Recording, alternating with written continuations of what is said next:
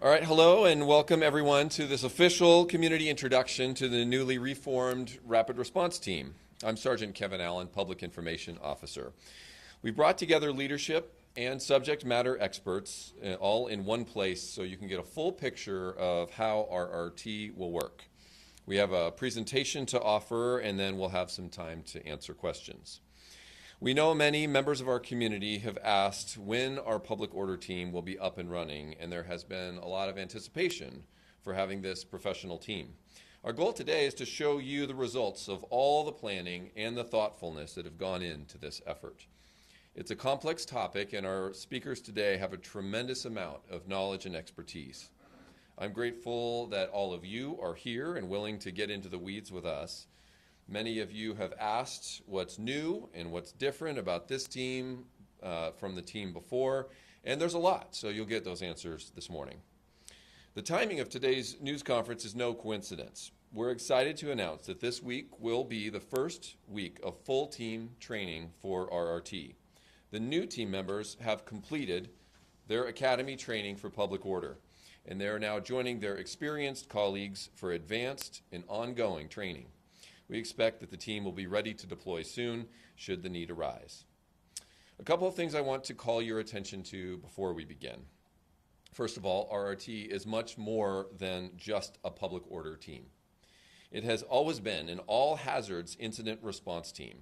It started in 2000 and was capable of quickly deploying members with specialized training to respond to incidents requiring higher levels of technical expertise.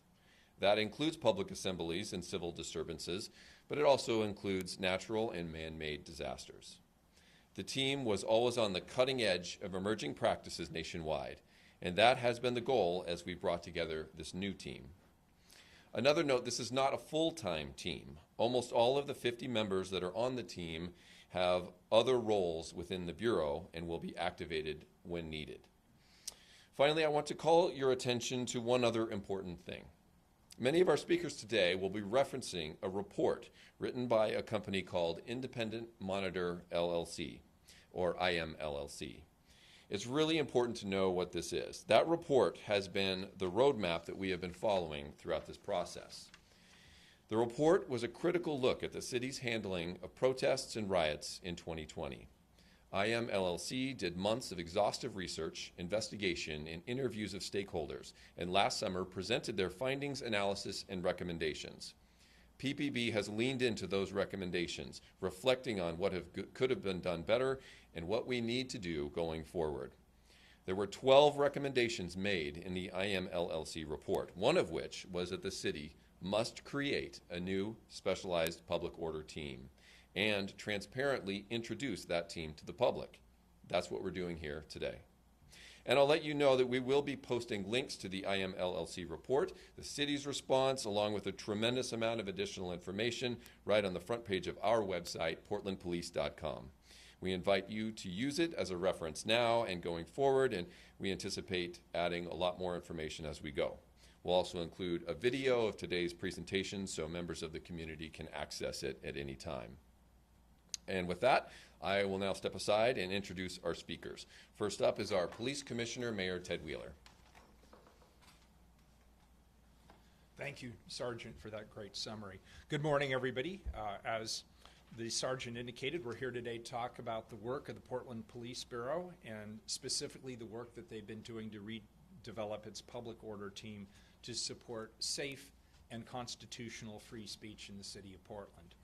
As many of you know, the Portland Police Bureau manages multiple public order events each week, and it's working hard to support peaceful expression of free speech while also holding criminal behavior accountable.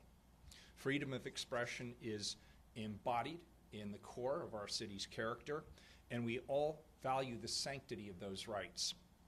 But these rights are not without limits. They are not a free pass to cause destruction.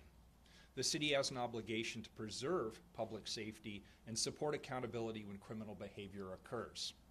And when the need arises, we call on our police officers to intervene. Our expectations are high. We expect officers to embody their training and engage with the community with integrity as well as with resolve.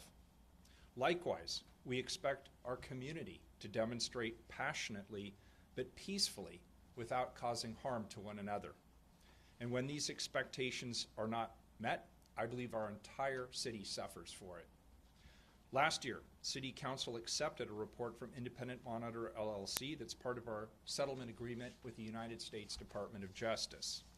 This report examined the city's response to the 2020 protests and riots, and it made specific recommendations as to how the city should work with the community and with the Police Bureau to support public order events transparently, safely, and constitutionally. A principal recommendation of that report was to reestablish a team of officers who specialize in this specific and important work. Since then, the Bureau has been working diligently to implement all of these recommendations, including recruiting and screening volunteers for the new rapid response team, developing training for the new team, and purchasing vital equipment. Today, we want to share the status of these efforts and ensure that the community has insight into what they can expect from this important team. I appreciate the thoughtfulness and the tremendous effort that has gone into this important undertaking. I'm committed to doing all I can to support our Police Bureau and the officers who step forward to do what is ultimately very challenging work. And now I'll hand it over to Commander Franz Schaaning.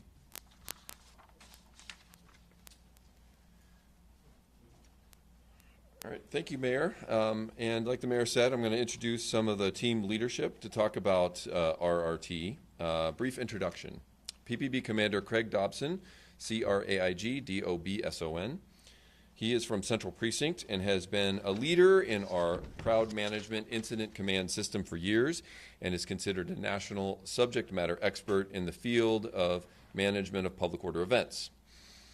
RRT is housed inside the Specialized Resources Division here at PPB.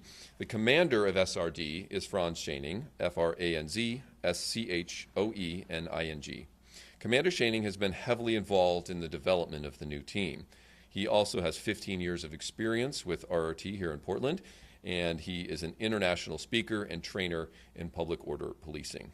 And we'll start with Commander Dobson.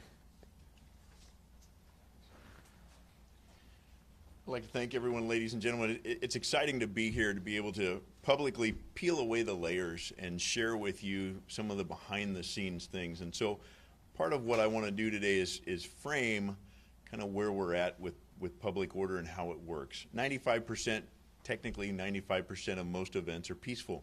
Throughout the city and throughout the nation, we see events happening here in Portland on a regular basis, and they're all peaceful. We sometimes see dozens of events that require no police intervention or even monitoring by the police.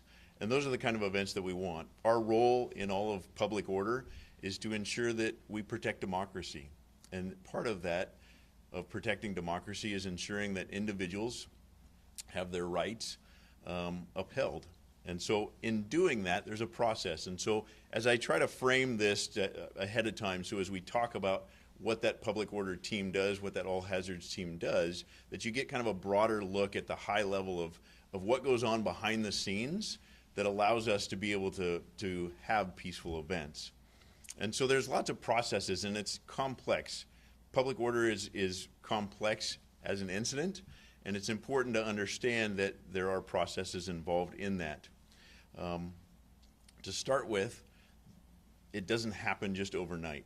We have processes in place that allow us to plan for these events, and there's a whole planning cycle that goes on behind the scenes when we learn of an event.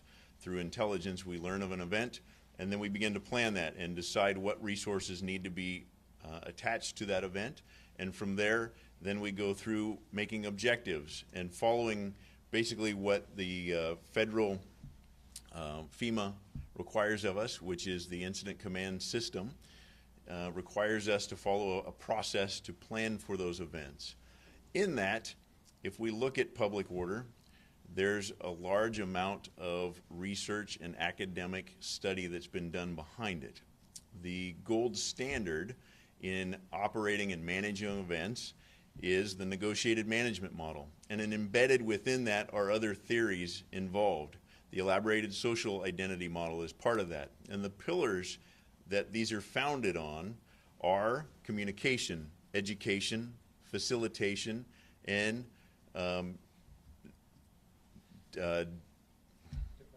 thank you. Differentiation. Sorry, got tongue-tied there for a second. And so we'll be talking about those pillars and talking about how we're embedding those pillars at all the levels. When we talk about it, I think it's best if I use an analogy of a symphony. When you go to a symphony, publicly, when you sit in the stands and you watch an event, you see the actual members of the symphony. There's 4 parts of that symphony typically. There's the woodwinds, there's the horns, there's the percussions, there's the string instruments, and they're all playing and directed by a conductor. Sometimes they play by themselves. Oftentimes they're interseated and interwoven together, but there's pieces and parts to it. But even behind the scenes that the public never gets to see is another whole team that makes that symphony successful. And so part of my job is the behind the scenes of making what that symphony, how to be successful on the street. Typically when we look at these events, the most public version of it is our all hazards team or our public order team that'll be RRT, and we'll talk about that here in a second. But it's important to understand that the gold standard of this negotiated management model that we use has layers to it. And that first layer is what we consider stewardship, where we're monitoring and communicating with the groups that are out there to ensure that we can keep normalcy going on. When we start to see tension points or friction points, that's when we will then try to do intervention techniques, where we'll try to intercede and try to remove those tension places by having bike officers and other individuals involved at that's that second layer that we use. And if it continues to grow and fester into disorder, then we involve what would be our public order team. And so what I'd like to do now is turn over some time to Franz, Commander Schoening, to talk about those different layers of what we would consider part of the symphony. Franz.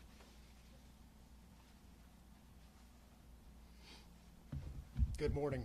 So again, my name is Franz Schoening. I'm the commander of our Specialized Resources Division, and I appreciate Commander Dobson kind of taking a step back and looking at the broader efforts we make to manage these events, because the Specialized Resources Division houses a number of programs.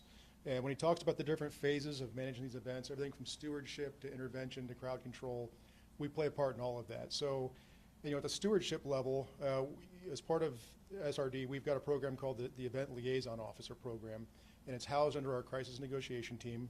And what it is officers whose main purpose and goal is to facilitate peaceful events, to engage in conversations and dialogue with event organizers or leaders who are willing to engage with us. Sometimes they are, sometimes they're not, but we're always going to be out there making the effort to engage in that conversation, that dialogue, to de-escalate those tension points or friction points that arise. If there's criminal conduct happening out there, it's a low-level type of criminal conduct, or if they want to, say, march across a bridge or down a street, and there's not enough room to do it lawfully on a sidewalk, we may engage in a conversation about how we can allow them to accomplish their event, facilitate their free speech and assembly, but do it in a way that minimally impacts the public safety and order and flow of downtown. So our dialogue or event liaison officers wear a different uniform when they're out there. This white shirt here on the table, you can see, is different from your typical police uniform, and it's got different labeling on the back. It clearly says liaison officer.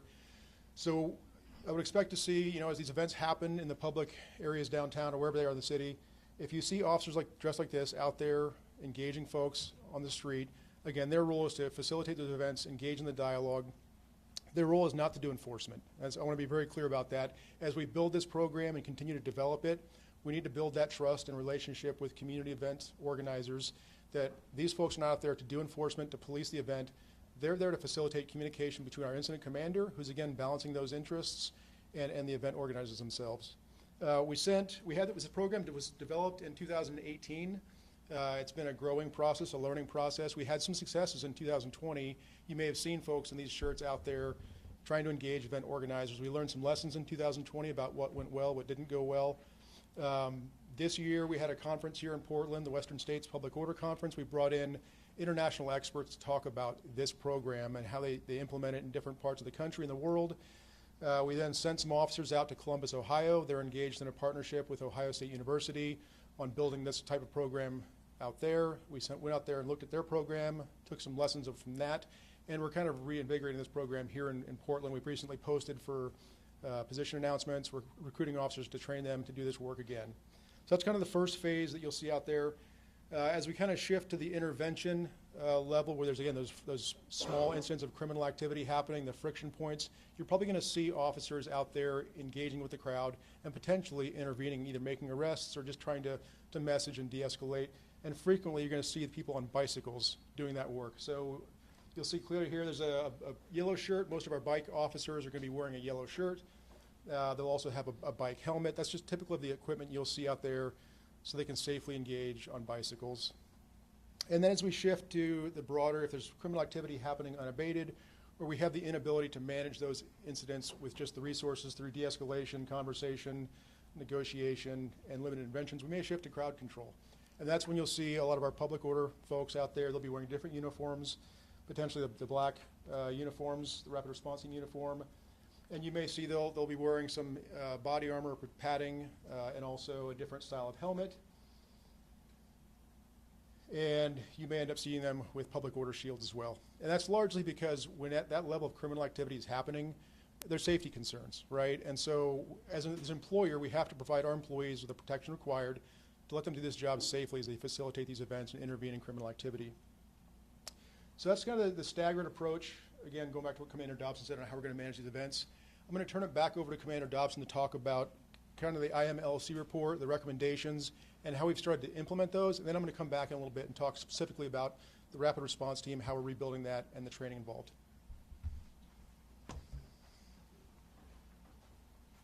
So as has been mentioned, the IMLLC came up with 12 recommendations for us.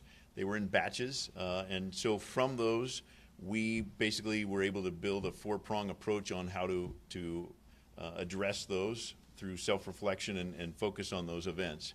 As well as the landscape also changed. In 2020 and 2021, the state legislature changed ORS, or the state statutes, which affected also public order, and they changed many things within there. And so just as a high direction here, I'll just cover in 181 Adam, 0.700 to 0.70710 are most of where those changes happened within the ORS that are regarding public order. They go everywhere from defining what a crowd is now to what uniforms are required to be worn and what it needs to be on those uniforms to be worn, as well as what and when you can use certain tools within public order, especially when you get to what is considered what state statute at this point calls crowd management, which in the past we've called crowd control. And that covers everything from pepper spray to less lethal, or what the state statute requires is kinetic impact munitions, as well as tear gas or CS gas. And so with those, our four tiers or our four prongs that we attacked the changing and improving were, again, based on best practice or that gold standard of negotiated management model, as well as those four principles or pillars of communication, education, differentiation, and facilitation. We looked at our policy and made sure that we not only met state statute, but we also embedded within there and made sure that that gold standard was there of what is negotiated management, and made sure that we had those layers in there so that the public could see it as well as our membership. So that was our first prong, was to make sure that that was up and running. The second prong was then to build out management teams. Again, as I was talking about the symphony, and behind the scenes there's that group of people. One of the things that we learned, and the IMLLC group found, was that we needed a deeper bench within our management side of the house, so our incident commanders. And so starting in 2020, we then began to train every sergeant and above in incident command, so that we had them a basic understanding and gave them the required understanding and foundation of how incident command works.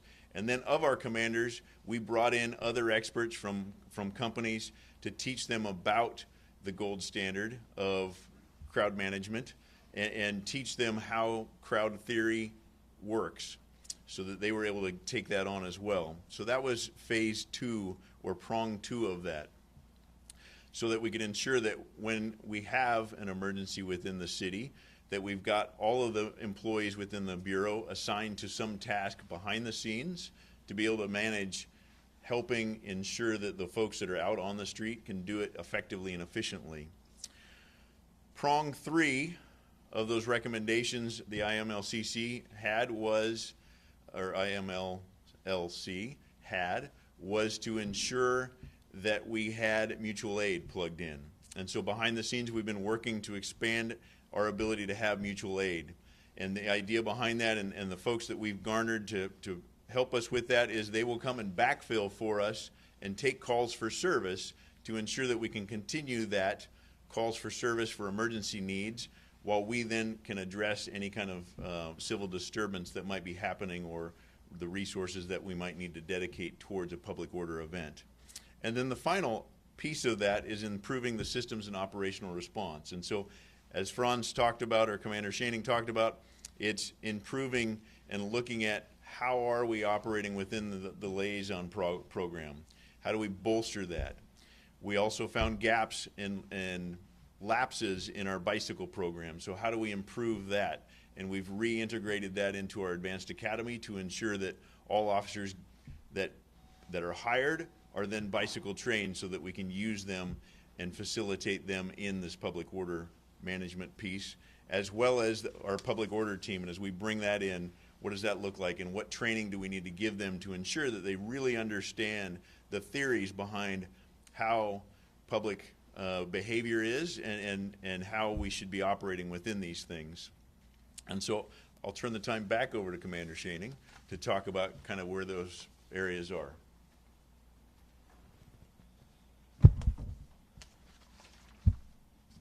So, you know, in 2021, the Rapid Response Team disbanded. And I would say before the IMLC report came out, before any of that stuff came out, there was a recognition that we needed people doing this work that had specialized training, that were prepared to do this work safely and in a way that community supported. We started internal conversations in 2021 into 2022 with former team members about what the challenges were, the barriers were to folks doing this work again. And then certainly when the IMLC report came out with the recommendation that the city needed to rebuild the public order team, we doubled down, we focused on what that looked like and how we're going to get there.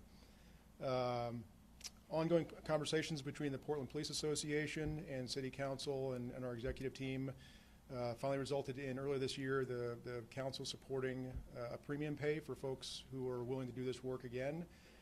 We got that in place, and then in April we conducted an internal recruitment process for this team, for the Rapid Response Team. We had over 80 members apply for the team, and we've selected 50. So I'm firmly in the belief that we've got the best folks possible that are ready to do this work again, and now we're preparing them to do it safely and in the way we expect. We ran an internal recruitment or selection process to select the folks for this team. That selection process included certain eligibility criteria, including, but not limited to, they had to be comfortable in large crowds. They had to possess excellent verbal and written communication skills. They had to have the ability to recognize, acknowledge, and adapt to the role and presence of trauma at play in an individual's life, including our members of partner agencies, and community members.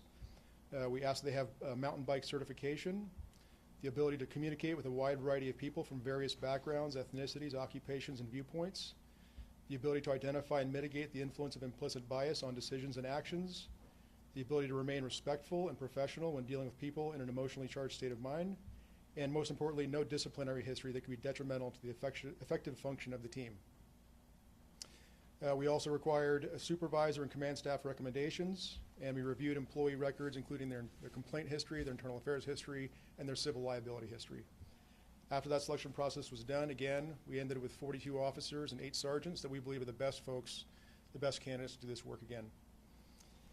We currently have 1 full-time lieutenant, 1 full-time sergeant, and 1 full-time officer whose responsibility is to conduct the training, to facilitate the preparation of the training, conduct the training, ensure the logistics support of the team, and also the proper tracking of standard operation procedures and also munitions and all the tools and equipment that goes with it. We didn't have that prior to 2020, and so I think that was part of the issues that IMLC identified, where we failed, our systems failed in kind of tracking different records and munitions as part of that. So we've got 8 sergeants who were former RRT members who have returned to this work. 5 were promoted to sergeant after 2020, 2021 through the routine promotion process. We have 27 former Rapid Response Team members who have come back who were part of the team in 2020, 2021.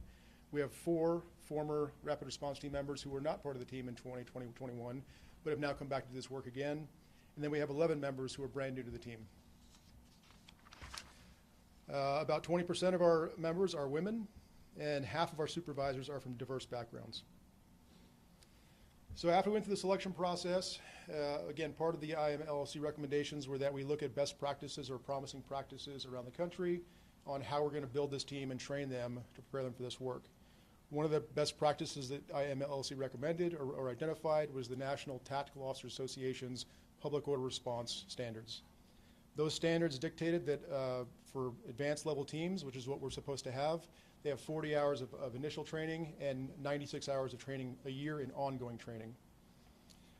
When we reconstituted the team, we sent our new members down to the Oregon State Police Basic Public Order class. It's a 30-hour training hosted by the Oregon State Police.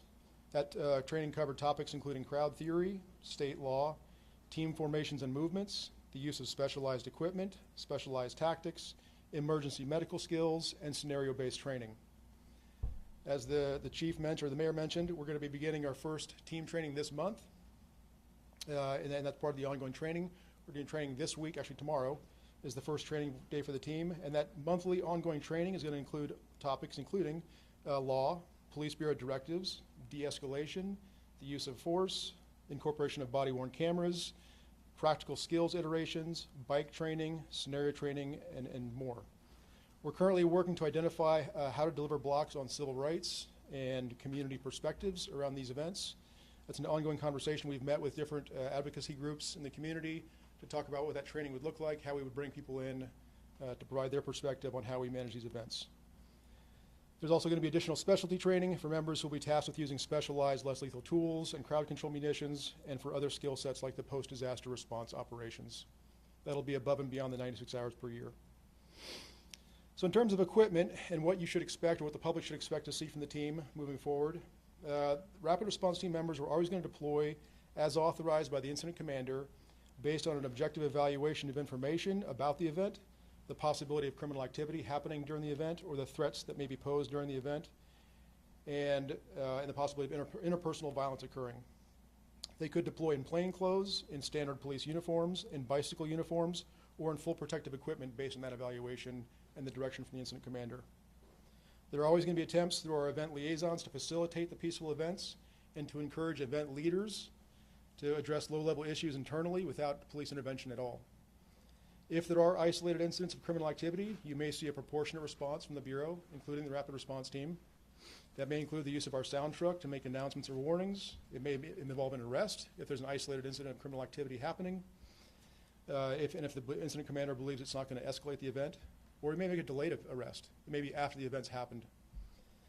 If a criminal activity or assaultive behavior continues to spread, you may see Rapid Response Team members in full protective equipment used to address that activity and restore order.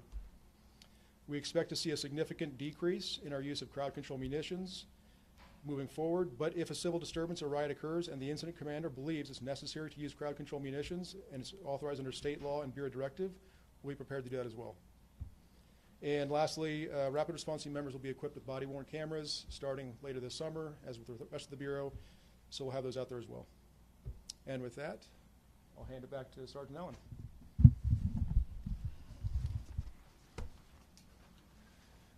Andy, you guys come forward. So we asked some of the members of the Rapid Response Team to come here today, and several of them agreed, and we very much appreciate having them here. So we're going to have a few words from Sergeant Andrew Kofed, A-N-D-R-E-W, K-O-F-O-E-D. Sergeant Kofed will be joined by some other members of the team. So can you guys come over here? Good morning. I'm Andrew Kofed. I am a sergeant in the Portland Police Bureau Special Resources Division, currently assigned to the Rapid Response Team. I've been a Portland Police member for 22 plus years and a member of the Rapid Response Team since around 2017. These members behind me represent just a fraction of the membership that were selected to be a part of the Rapid Response Team. And I'm very proud of these individuals for being here today because they do represent the best of the best that we have. And that selection process that Commander Schoening talked about was very thorough. These members were recommended by their supervisors, by their commander in their current assignments. And again, they represent very, very good members that are proficient in de-escalation, communication, and problem solving. So we're really happy to have them a part of our team. One of the things that I think when I was talking to Kevin about just things to talk about is the question came up about why rejoin this team and why rejoin this team now and why are we rejoining it and reconstituting it. And I think for me personally, it's just the answer is pretty simple. We believe in the mission and the purpose and goals of this team. We highly believe in in supporting those lawful activities at these events and really believe in the importance and purpose of maintaining public safety, peace and order at these events. I think that's our overall motivation and goal to returning to this team, is we really believe in that. And Portland's a beautiful city, and we want to see it thrive. And I believe that the city and the community members and the businesses, they all really want a public order team that has special capabilities to respond to events that need a higher level of special tools and tactics to really respond to some of those emergencies and do some of those interventions when they are needed. Our hope is that we're not needed and these events can peacefully regulate themselves. That is one thing we hope for. But if it's needed for some kind of intervention, we want to be prepared to respond and make sure that these events are safe for all, including the participants, the non-participants, community members, business owners, and also visitors to this city that are coming and trying to enjoy the city. One of the things that is really, I just wanted to thank the mayor and the chief and all the command staff and the work that they put into this, but really their commitment and support to those 96 hours of training a year for this team. I mean, that is huge, and that's a big commitment, especially where we're at in the Police Bureau now. And so I really want to recognize them for their support in making that decision. Those recommendations come from, like as was mentioned, the National Tactical Officers Association, the NTOA, 4 public order teams, and they and that commitment really represents what this team can become. It helps us to be more professional, be more effective, and be able to respond in a way that we think that the public wants us to respond, and that we can be effective in maintaining those events and making sure that they maintain their safety for all. So that's really all I have. But can't say enough about these people and their dedication and their willingness to do this work. It takes a special type of person to do it, and we're really proud of these people that stepped up to accept that responsibility. Thanks. Thanks, guys. All right, and finally, I'd like to invite Chief Bob Day up to the podium to say a few words as well. Thanks, Kevin. It should be no wonder why I love this job so much and so grateful to serve with these fantastic folks that you've heard of, just heard from. And a lot of what they've covered, I don't need to go over. A couple of things. I do want to mention and thank the mayor once again for his support. We've been speaking about this since the day that I came on board in October, and just grateful for his leadership and encouragement around that, and other members of council, and of course the mayor's team has been critical. I really want to thank members of the Police Bureau, as you overheard from our commanders that have leaned in, to Lieutenant Steinberg, Sergeant Kofed, Officer Young, others that have taken on this responsibility. We made it a priority early on in my administration to make sure that we did our best to get staff assigned full-time. And I want to thank the men and women of the Police Bureau that have volunteered to step into this role at this time. It is a volunteer assignment. As you can see, we had a high level of interest, which I think speaks to the credibility and the integrity and the passion that our members have around service. And I also want to thank those members that have served in the Rapid Response Team really for the last many, many years, and including those that were on the front lines night after night back in 20 and 21, and thank them for their service and their commitment to the City of Portland, the Portland Police Bureau. There's probably no greater question or topic that I get asked about on a daily or weekly basis than what is going to happen in the fall of 2024 in the City of Portland. And that's not only true here, that's true nationally. Wherever I go and wherever I speak or spend time, whether it's in Portland, whether it's in the suburbs, or whether it's out of state, people want to know how Portland's going to show up. And they want to know how the Portland Police Bureau specifically is going to respond. And I tell them we're going to respond the same way that we respond to any other types of events or issues we have within the City of Portland. And that is in alignment with the 3 goals that I've outlined for us since I started at the end of last year. Number 1 goal is that we will continue to be diligent in transforming the dynamic between the police and the people we serve. Number 2 is we will be working to reduce crime and the fear of crime. And number 3 is we will be focused on organizational growth and development. And all 3 of those goals tie specifically into this work. The Rapid Response Team certainly is recognized and known for its intervention and response to crowd control situations, disturbances, riots, protests, however we want to label it. But I really do see this team as a holistic resource for the Portland Police Bureau. And we can use them, as mentioned, in a variety of different ways besides just public order events. But transforming that dynamic between the police and the people we serve requires intentional effort on our part. And part of that is demonstrated by this layered approach that we're taking to crowd response. Our DLOs, I saw them in action on Saturday at the Grand Floral Parade when we had a group show up on the parade line. Saw them over there engaging, talking, reaching out. Same thing, next step up when they began to encroach on the parade line using the bicycle officers with their easily visible yellow uniforms. Once again, you know, we're already applying these principles and these practices and seeing success come out of that, I believe, through and maybe we need to make arrests and sometimes just being able to message. So that fits right into our effort around transforming the dynamic between the police and the people we serve and doing that outreach, and we're committed to doing that. We've been meeting regularly with a number of groups in this time period in anticipation of maybe not only the ongoing challenges we're facing, but what we may face in the fall. ACLU, Oregon Justice Resource Commission, others. I've been meeting with university presidents. We're making ourselves available to those that want to talk. We're engaged with the community advisory groups. We have several community advisory groups that advise the Portland Police Bureau, Muslim Advisory Council, our Slavic Advisory Council, African American Advisory Council. We have PSEP. We have the Training Advisory Council. We're engaging all of them in a very transparent manner to know that where we're going, what we have done, what we have learned from our experience, and how we're moving forward, transforming that dynamic between the police and the people we serve. Secondly, we are about reducing crime and the fear of crime. And I've been very clear about distinguishing between the importance of supporting and advocating our First Amendment rights and not being accepting of criminal behavior. And that's not going to change in this process. We've been consistent with that over the last several months. We want people to be able to express their opinions. I know that people are frustrated. I know that there's a lot of reasons to be upset about various events, whether they be in our city or in our world. And the beauty of this country and the beauty of living in democracy is the freedom to be able to do that.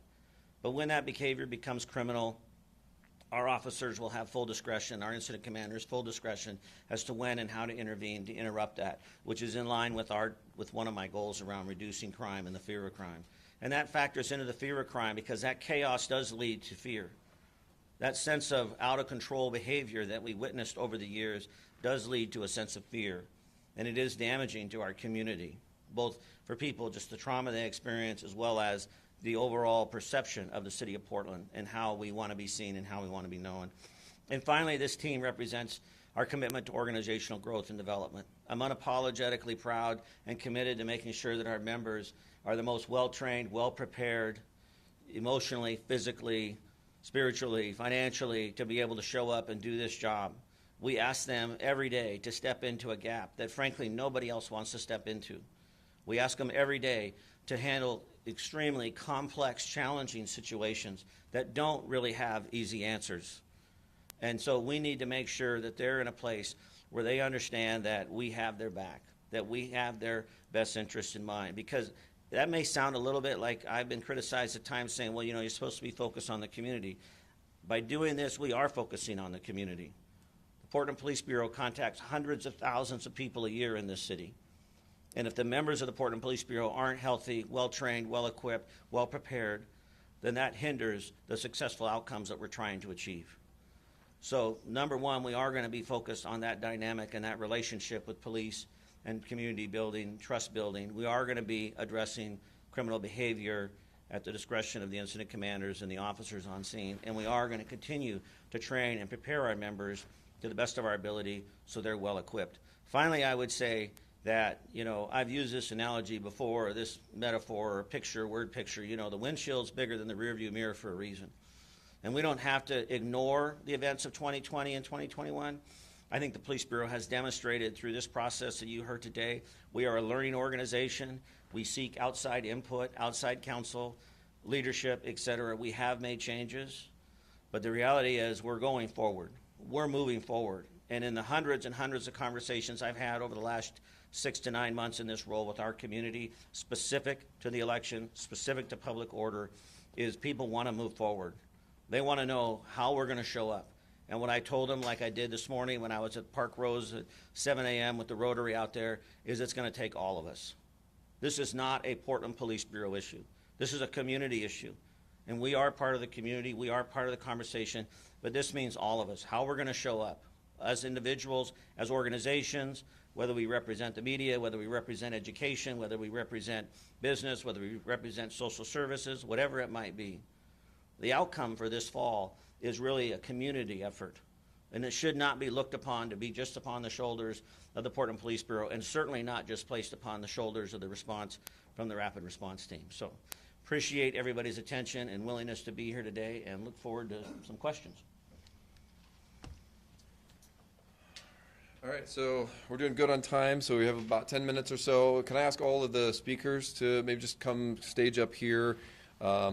I respectfully ask that you identify yourself when you're asking a question in your news outlet, so we know who's asking. And then let us know if you're directing the question to a specific speaker, and if not, that's fine. We'll find the appropriate person. Questions? Blair. I'm Blair from KGW. I think I should have a quick clarifying question.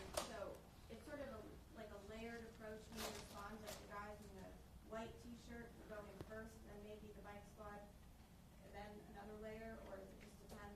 How does that all work? And are they all on the same team, all those different uniforms? Commander Dobson. So they're different. We're all on the same team.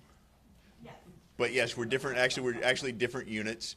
And it depends. It's all situational on what we're seeing out there.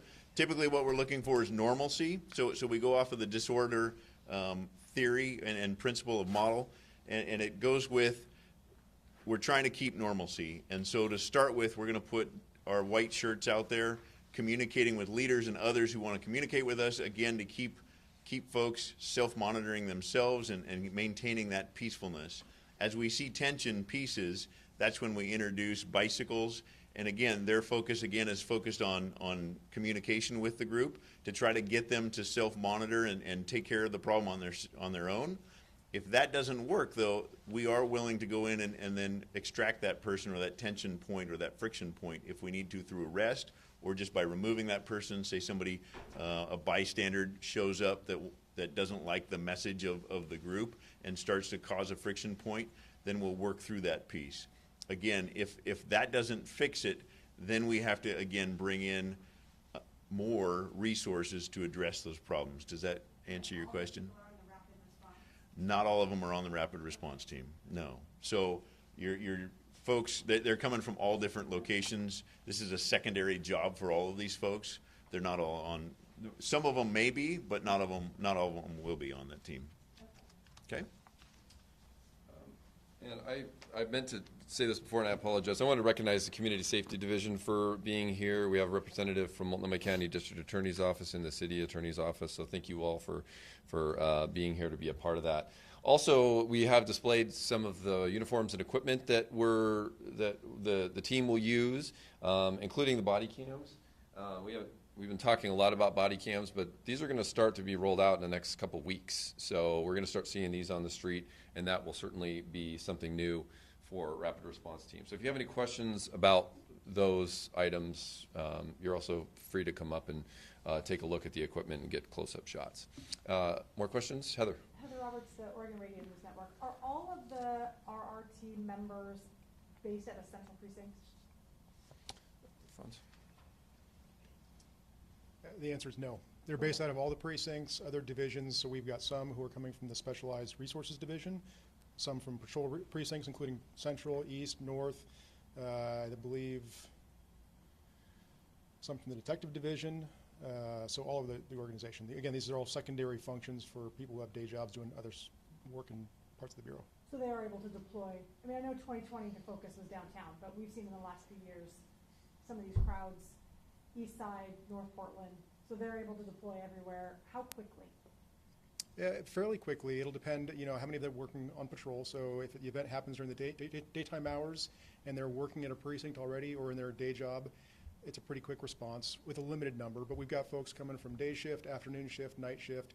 So if we're requiring specialized responses in the after hours, maybe take longer to get the full team put back together or on the weekend. But if it's a planned event, we'll be able to bring them in ahead of time and have the full team available. Joelle, did you have one? Yes. So according to PBB, of the 50 new rapid response team members, 35 are returning from that former team that disbanded in 2021. Now, that was a massive resignation that we and other national media covered following the indictment of Officer Corey Budworth. My question that I posed to you, Chief Day, during the PSET meeting. Already at the podium. I know, I locked eyes with you. I know, but you keep looking at me. Yes. My question for you at the PSET meeting was, with this raise and this new contract, if there was any clauses to prevent them from walking off and disbanding again with this new team. You said no. How does Portland Police plan to ensure something similar doesn't happen with a team that is comprised of mostly returning members? Yeah, well, we can't. I mean, the reality is that this is a volunteer assignment. So, being able to say that I can issue some sort of decree that requires them to continue to stay committed to it. But my belief and my hope is that this time around, as an organization, we will do a better job supporting them in the challenge that we're asking them to take on, as well as a community, right? There is a larger conversation that we're not going to be able to have today about our community response to 2020 and 21, not just the rapid response team. But my hope that the members that have taken on this task, that they will recognize our investment in their training, in their safety, in our advocacy for them, in our understanding of incident command management better so that they're not working the amount of hours and the time they were, et cetera, just trying to mitigate some of the trauma and harm that they experienced in that role. And we put them in that role because we didn't really have any other option. And we're trying to be more thoughtful. So at the end of the day, there may be some that get into this and they're like, you know what, this isn't for me. And that's true for any assignment in the organization. Even full-time employment, we've had people decide I just don't want to be a police officer anymore. So I really am confident, though, because of the vetting process, because of the amount of interest, these members know that they were selected really at a high level, as we've said, sort of the best of the best. And I think that commitment shows by their willingness to step up. So I'm hopeful and confident that we will see a sustained response for years to come with this team, with these members, and then the addition of new members over time. Troy. Troy with OPB. Chief Day, we talked a lot about new equipment, new systems for the teams. I think the public would be curious to know if there are also any new implementations for policies or training for holding these members accountable. If there's any internal reviews, anything changing on that front. Well, I do know that there were several legislative changes that govern our response to these events. So, we're bound by state law just like everybody else is. So we're going to certainly follow that. I know that we have made sure that our standard operating procedures and our directives, which are the guiding principles for accountability and for performance in the organization, have been changed to align with state law. So I'm confident that we have the processes put in place to make sure that our members have clear lines of direction, they have a clear area to work in. We're making sure that our incident command team also have that so that there isn't a disconnect where maybe an incident commander is asking the team to do something or vice versa. So I think we're far better aligned, far better prepared to stay within the boundaries that have been set by the Bureau, by the city, the expectation of the community, and by the state. And then in addition to that, I think that we have a robust oversight system already that exists in the independent police review, as well as our internal affairs process, which we will continue to rely upon. And we now have had this outside organization come in, so we're going to have some standards and expectations to bounce off of to use, as well as the National Tactical Officers Association, NTOA. So I'm confident that we have built in the appropriate levels of accountability, but we never rest on our laurels. We never stop. We evaluate every time, each event, to make sure that we're meeting the standard and the expectation of the organization and of the community. Anybody else? Joel? Just a quick follow-up question.